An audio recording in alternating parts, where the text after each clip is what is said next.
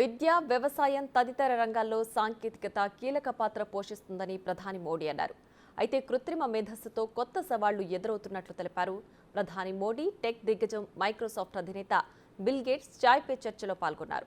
Digital technology సహా పలు రంగాలపై వీరిద్దరూ చర్చించారు.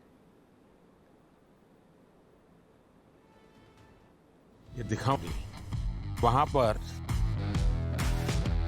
ये मोती बनाते हैं और एक प्रकार से पर्ल सिटी के रूप में जाना जाता है।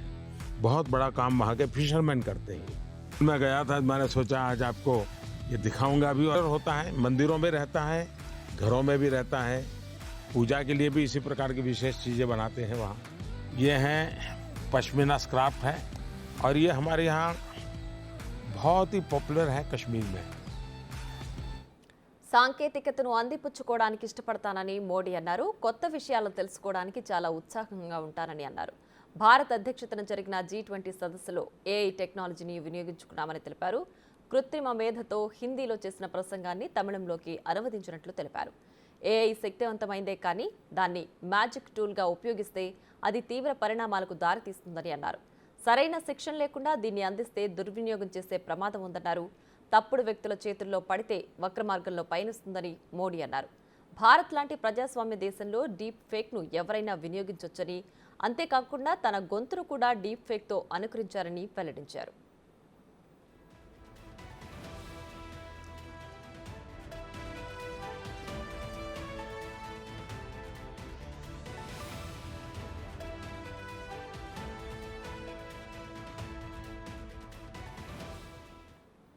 ఏఐ కృత్రిమ మేధ వినియోగంలో ప్రారంభ దశలో ఉన్నామని టెక్ దిగ్గజం మైక్రోసాఫ్ట్ అధినేత బిల్ గేట్స్ అన్నారు.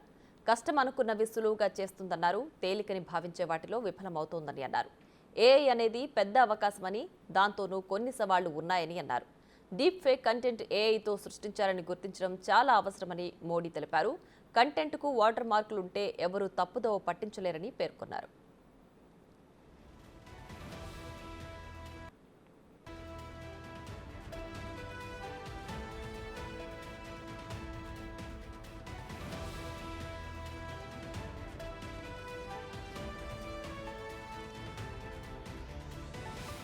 నమో యాప్లో ఏఐ వినియోగంపై గేట్స్కు ప్రధాని అవగాహన కల్పించారు. ఈ యాప్లో సెల్ఫీ తీసుకుంటే అందులో ఉన్న ముఖాన్ని గుర్తించి ఆ వ్యక్తి పాత ఫోటోలను రీట్రీవ్ చేస్తుందని చెప్పారు. తన ఫోన్ను గేట్స్కి ఇచ్చి నమో యాప్లో సెల్ఫీ దిగమని చెప్పారు. ఆ తర్వాత గతంలో వీరిద్దరూ దిగిన పలు ఫోటోలు రావడాన్ని ప్రధాని చూపించారు.